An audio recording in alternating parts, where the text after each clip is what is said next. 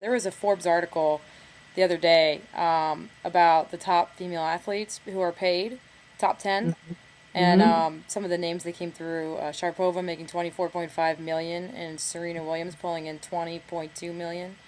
I'm wondering what you think about these numbers in terms of the worth of female athletes and these. Now, if we looked at male athletes, I think we'd see we'd also see huge disparities. In other words, if we look at the top paid male athlete and male athletes in certain sports where they don't get paid nearly as much. So I think the disparities are going to happen in men or women's sports. What's interesting to me about women's sports is how those disparities occur.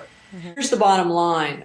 For women, until we have a major cultural shift in the ways we value and define masculinity and femininity and that relationship to sports and sporting bodies, there are certain sports where it's going to be very, very difficult for women to have the same marketing potential as men. And one of those sports is basketball. It's a contact sport.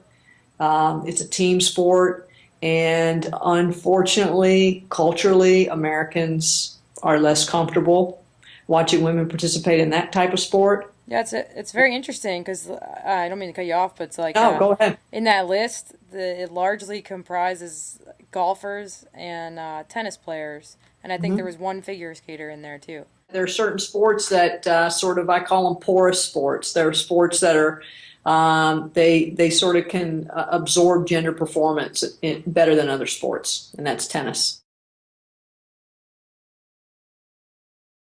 Another thing I wanted to touch upon a little bit is just the quantity of media coverage specifically about women's sports. I'm just wondering what you think about it. You know, if you've been watching this for a good number of years now, I'm wondering, have you seen any shifts or nothing? Is it all still the same or? To me, it's depressingly stagnant.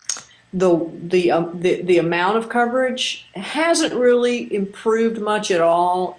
It's improved in some pockets. One example would be if you look at coverage of high school sports. There are a couple of studies that tell us that it's improved there. You also see better coverage of women when it comes to international competitions where women are representing nation. Mhm. I like to say nation always trumps gender when we look at coverage of sport. And something else we're seeing is that the ways women are covered haven't really changed much either. I get people always say, "Oh, the sexualization of female athletes. This must be a new phenomenon," and I say, not really. It's just that we have more media outlets where it occurs. So it seems like something new. It's not really anything particularly new. What would you say is happening to the few women who are covering women's sports on the national level now? Now that we're in this, the newspaper industry is in this crisis. What's happening to them? What are you seeing? Yeah.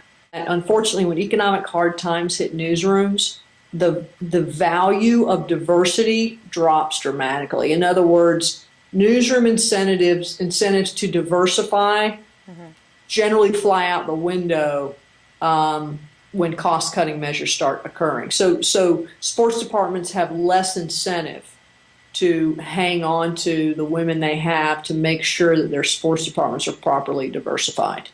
So we've waited a couple of years to do this. We want to do another demographic study of newsrooms. We wanted to wait until things settled out a bit.